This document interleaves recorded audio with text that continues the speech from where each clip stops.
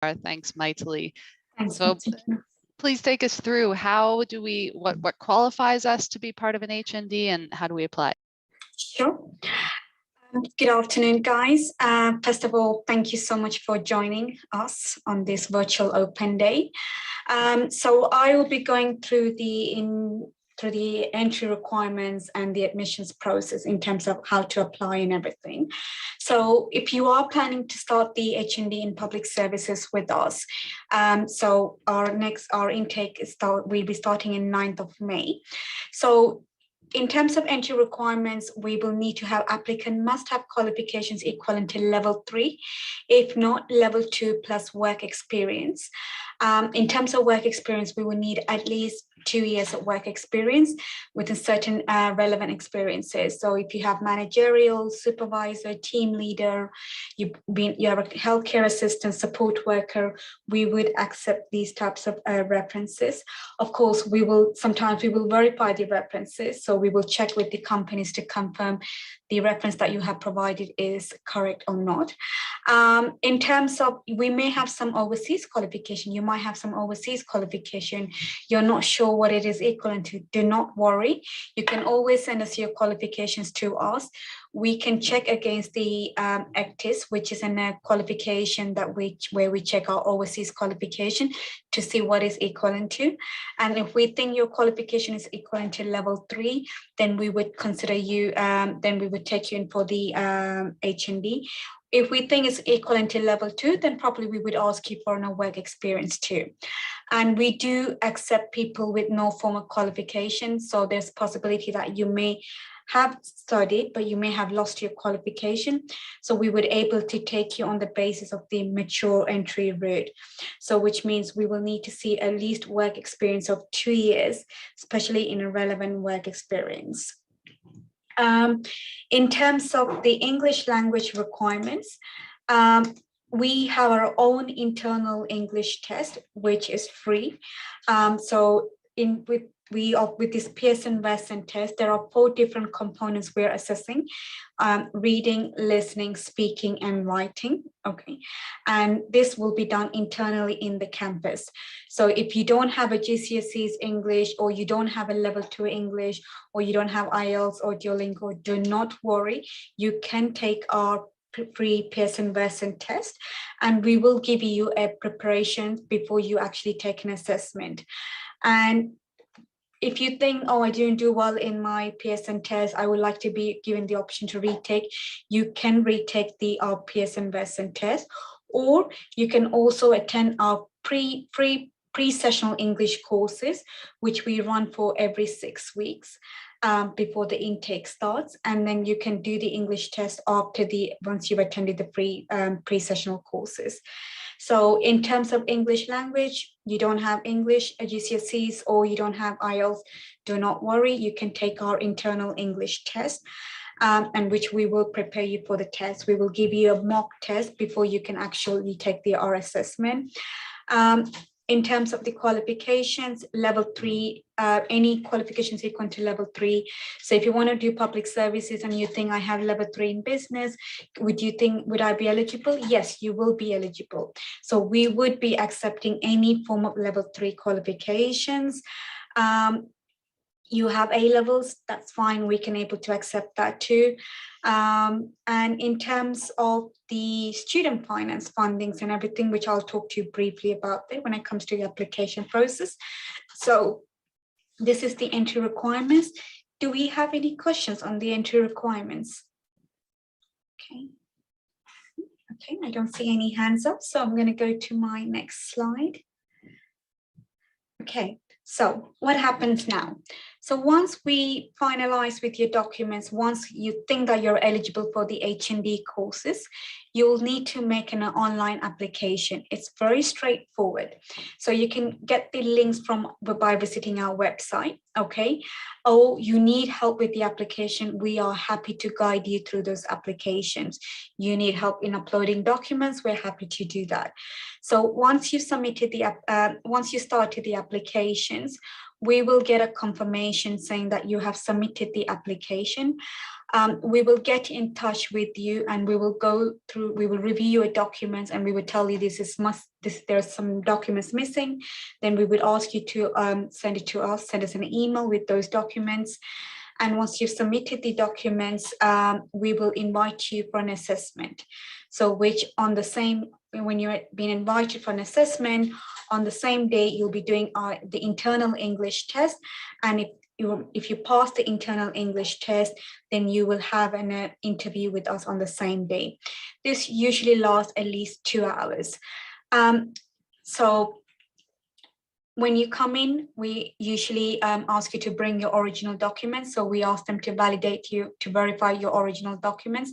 Once we have validated your documents, then the English test, if everything goes well with the English test, then the final stage will be the interview.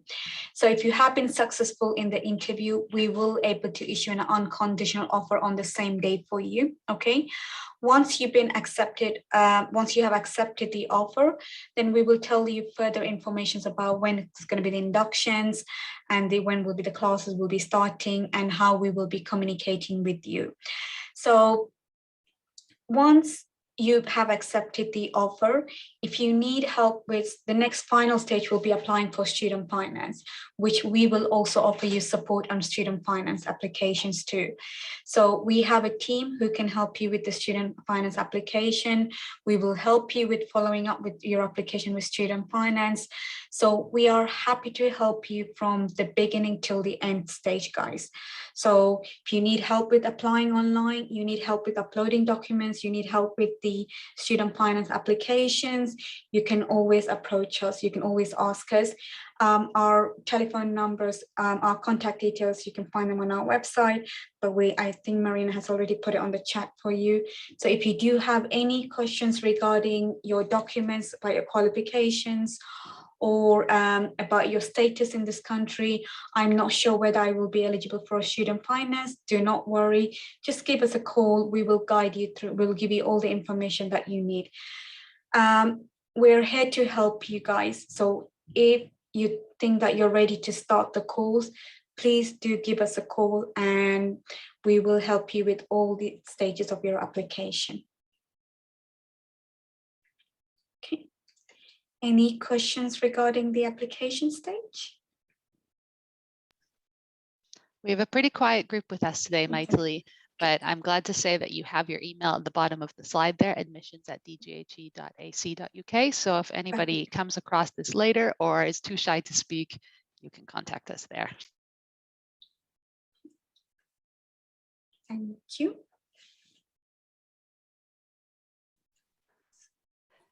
Maithili, we have a question from socials. Sure. So this person is asking, how long does it usually take for the whole process?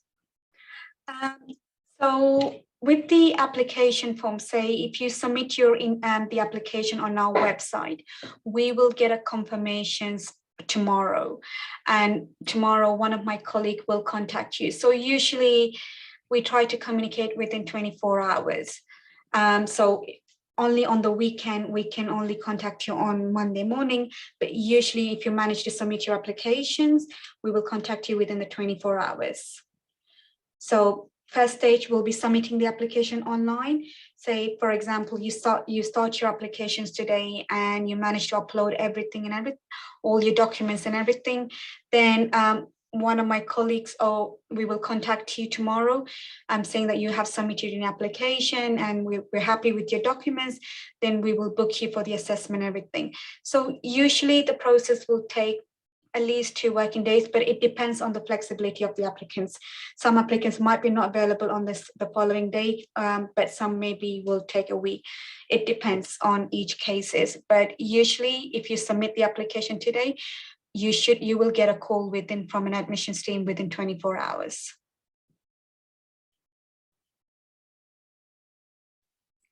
Maithili, there is another question. I'm Sure. sorry. Could you explain a bit more the daytime and flexi options? Someone is asking the differences and Sure. what are the different options? Thank you. So for the HND Public Services course, we have 2 study mode, the daytime and flexi. So the daytimes are 2 days per week. Classes are from 9 to 6 p.m. So that's the daytime. Flexi options, we have 2 evenings plus Saturdays. Evenings are from 6 to 9 and Saturday is from 9 to 6 p.m.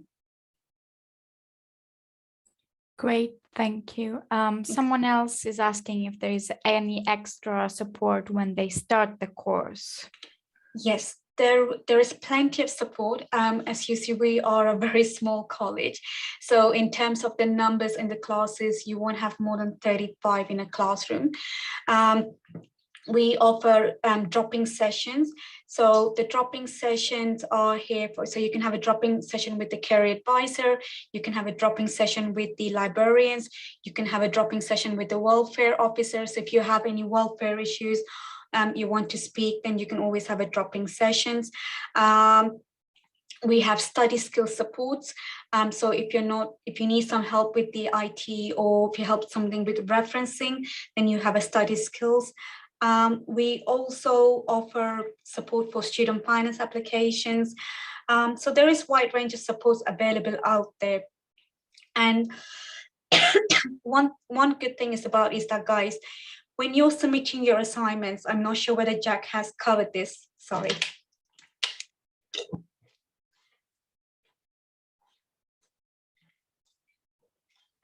So when you're submitting your assignments, you have a formative submission. This usually takes place in week 4.